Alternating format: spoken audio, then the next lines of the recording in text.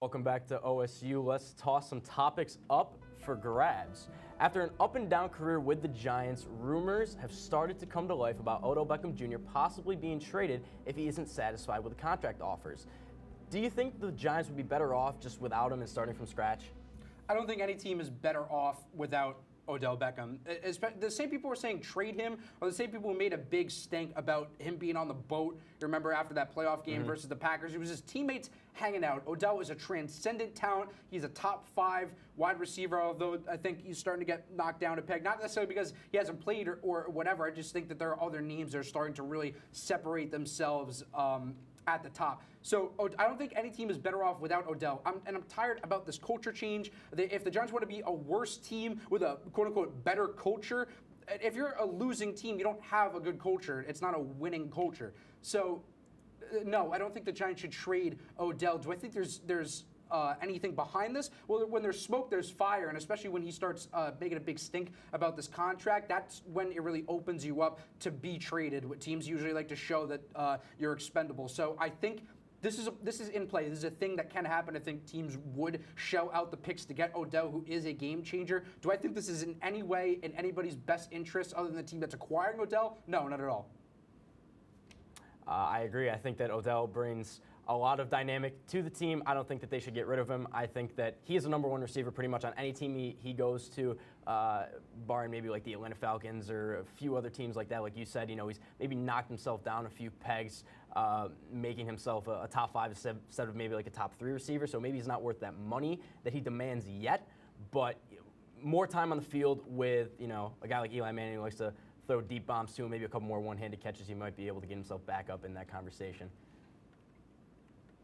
The Rams made a big splash in free agency, landing the biggest fish left in Ndamukong Suh, teaming up with Aaron Donald for maybe the most stout interior defense of all time. James, how much better are the Rams now with Suh? Oh my goodness, Ryan, I'm scared thinking about it. Like you said, they're not just pairing him up with any defensive tackle bum. They're pairing him up with the defensive player of the year, Ndamukong Suh. I mean, this guy had 11 sacks last year, 39 for the career, and he's had 148 tackles. This guy is a straight beast. And if you look at the rest of the Rams defense, I mean, they have guys like Marcus Peters, Aqib Talib, Trumaine Johnson, Sam Shields.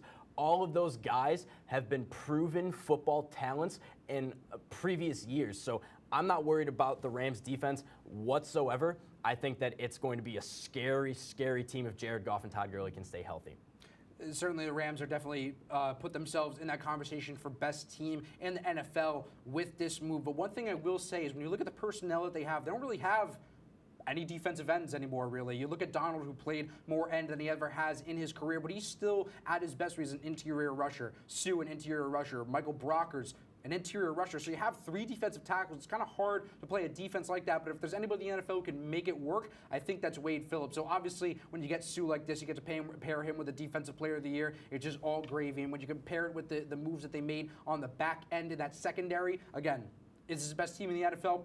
I don't know. Best defense in the NFL? I don't think there's any question at all anymore. One thing I will say, watch this storyline, because now the Rams made a decision to not pay their own guy in Donald in favor of paying Suh. So if Donald gets a little bit upset if the Rams don't make it to the Super Bowl or what have you, whatever his bar is, that could be a problem. I could see him leaving in the coming months after.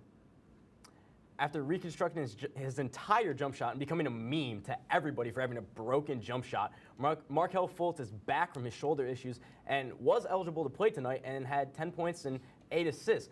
What do you think this does to the Philadelphia 76ers as a contender in the East? If I'm the Sixers, I probably wouldn't even let him sit up. I would say take the whole rest of the year, because this is a guy, I'm not sure if you can even have him on a playoff roster. He only played 10 games. This was number 11. So in the playoffs and in the East, when you look at some of the teams, the teams in the East aren't certain.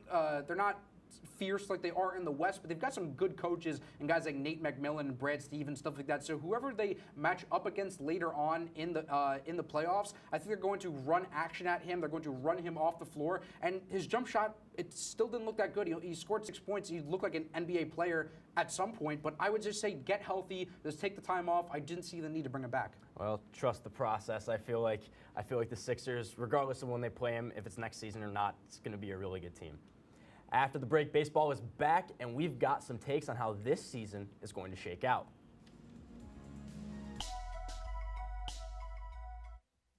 Welcome back to OSU. Baseball begins this week, and it is a long season, but we're going to jump right to the end, give you the end of season awards before the season even starts.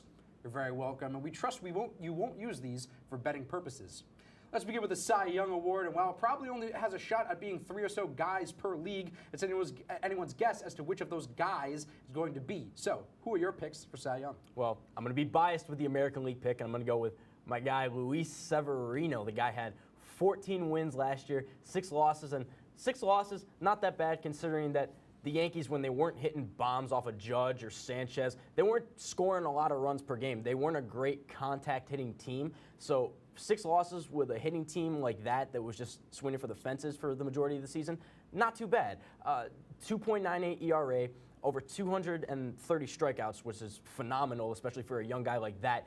You know, he had a lot to prove coming into this past season. People were saying, you know, it would be good for him to move into the bullpen, and then he proved everybody wrong. He was 3rd in Cy Young voting last year, and I got to say, I feel like he's only going to get better from there considering he's so young.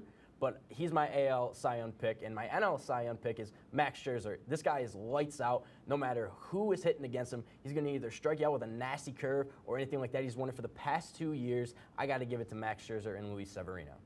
I'm going with Chris Sale in the AL, and if you want to say Kluber, I really can't blame you, but I think he's going to have the wins that he didn't have in Chicago. I think it's going to get even better as it did last year, his first year with the Red Sox. He's going to have more run support, guys like Benintendi and Devers, because if you remember, Chris Sale had a lot of no decisions last year, even when he pitched gems, had 11 strikeout games where he just didn't get anything from the guys behind him. I think this year the Red Sox are going to be a better team.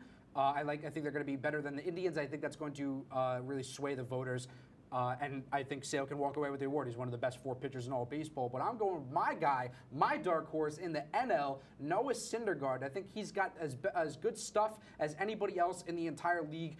You look at the speed, the strikeouts, 2 strikeout kings. I think that's really what the league really values when they look at Cy Young guys. They look at guys who have the wins, the health, and the strikeouts. And I don't know if he's going to be able to get the health part of it, but I think any game where Syndergaard pitches, he can definitely will them to win. And he's a guy who can lead the league in strikeouts in that category. So if he stays healthy and the Mets give him a chance, I would put his stuff up there with anybody else in the entire MLB.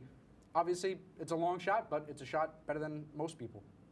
Last year was Jose Altuve and Giancarlo Stanton. This year, the Aaron Judges, the Joey Vottos, and the Paul Goldschmidts of the world are coming back with vengeance. Ryan, who are your picks for AL and NL MVP? Yeah, speaking of coming back with a vengeance, I've got Jose Altuve, and I don't really feel all that weird. I think that's pretty much a lock at this point. He's a guy who is a threat to hit 400. He plays elite defense out there. He's on the best team in baseball. His really only competition is Mike Trout, who's the best player in baseball on a bad team, for sure. But Aaron Judge is the other one, and everybody agrees that he's probably going to regress, probably going to strike out a little bit more, and the home runs are going to come down. So I think Altuve, that's a lock. In the NL, I have Nolan Arenado. I know that's a name that a lot of people poo-poo because of him being at Coors Field and for a lot of different reasons, but he's a guy who plays a Gold Glove level of defense, and he mashes the ball no matter how far away he is from sea level, whether he is hitting at Coors or he's on the road. This is one of the very best hitters in all of baseball, and I say why not? Because it's been a different person every year so far in the NL. All these guys are getting their turn. I say why not for Arenado? I think this is his year. Well, I think that my AL and NL MVP picks are, when healthy, the 2 best players in baseball.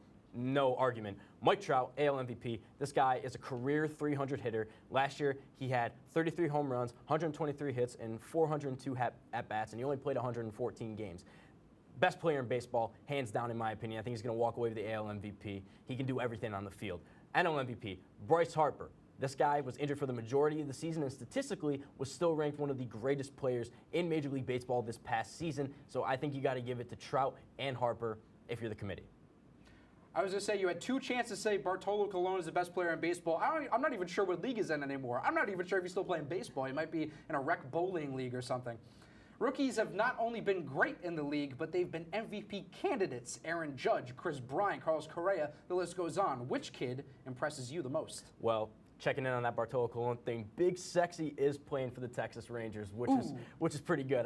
I like that. But my Rookie of the Year, in my opinion, is Christian Arroyo of the Tampa Bay Rays. Christian Arroyo, it's spring league baseball, which, I mean, not much. The pitchers are prospect guys looking to make a statement, looking to shut some guys out. But Arroyo, on a bad Tampa Bay Rays team, he's batting over 300. He's smashed a couple home runs, hit a lot of RBIs. He can do a lot of stuff. He's a young talent.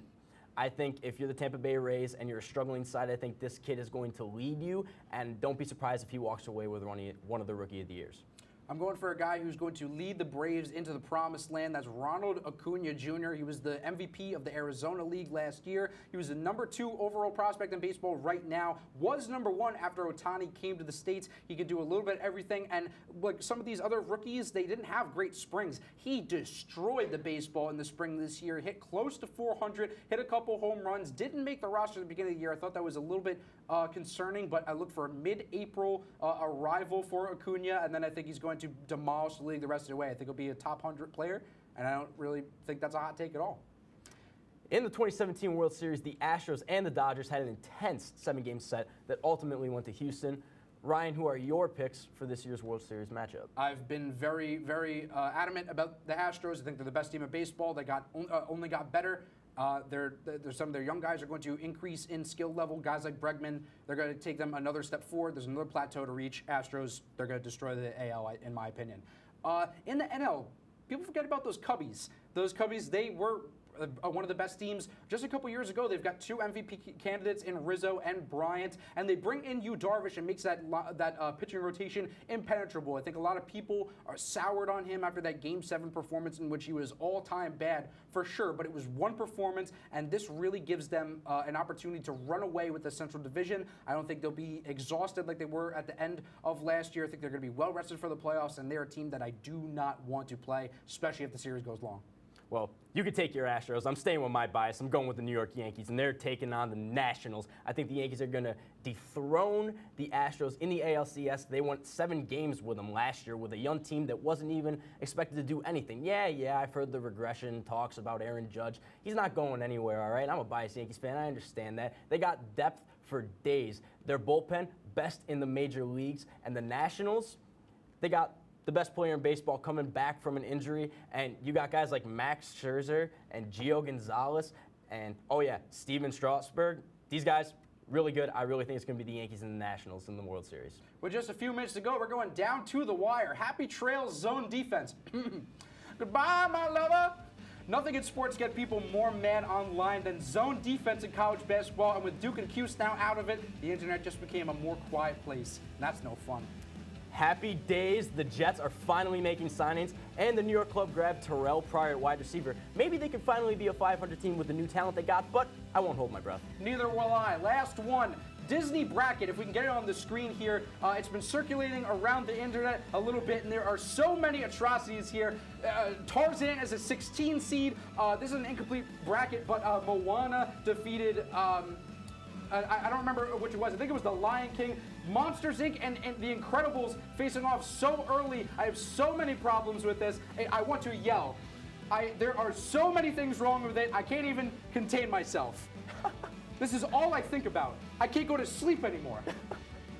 That's all the time we've got for this episode of Oswego Sports Update. We'll try to do better next time and keep it right here for some of the best Oswego Sports banter around. For Ryan Berger, our producer Vikram Shah, and our director Josh Halfith, and everyone here, I'm James Catato. Thanks for watching.